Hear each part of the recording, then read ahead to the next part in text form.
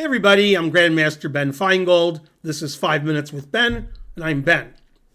And we're going to do more opening traps. This one is in the Staunton Gambit of the Dutch defense.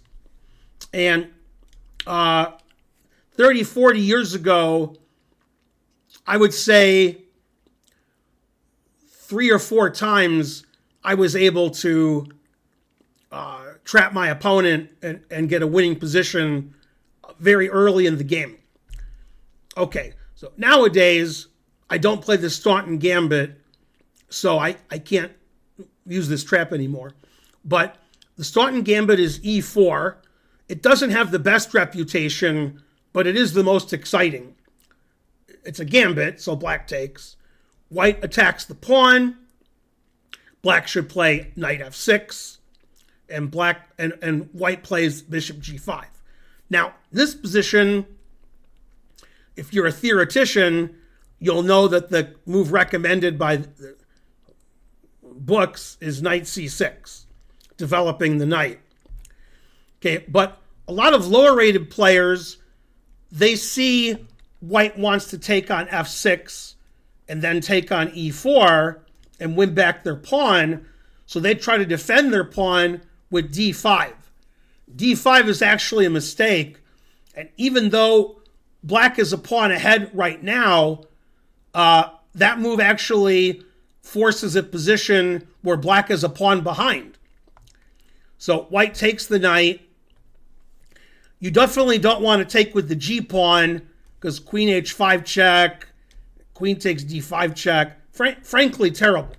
Okay, so you take with the e pawn, queen h5 check again, and we're threatening the pawn on d5.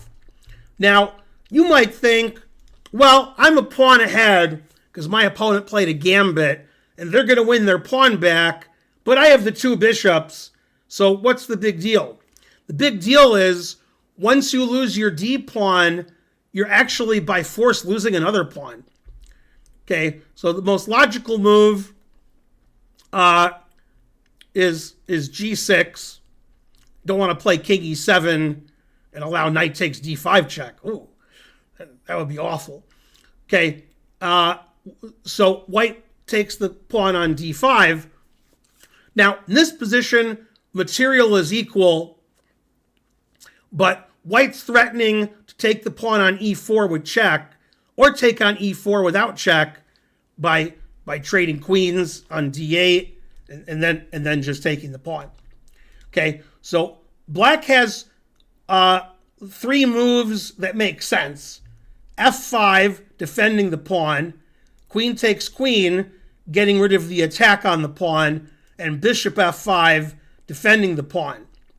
Okay, bishop f5, you just lose your b7 pawn, and probably later you're going to lose your e4 pawn, although you have to save your rook now.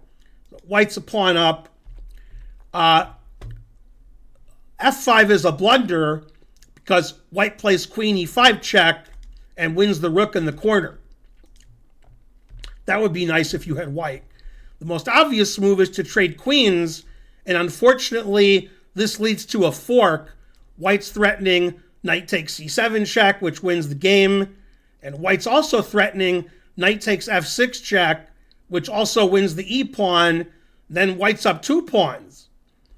So the best black can do is be down 1 pawn, and then his position is quite bad. So this is an opening trap, which I've had success with when I was in my teens and 20s.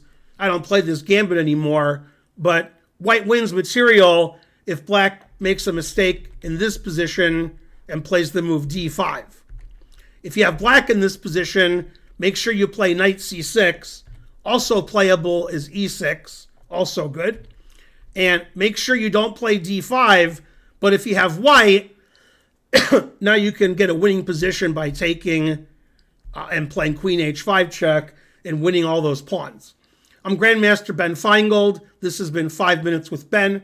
Please like and subscribe and leave a comment, and I'll see you guys next time with more 5 Minutes with Ben. Bye.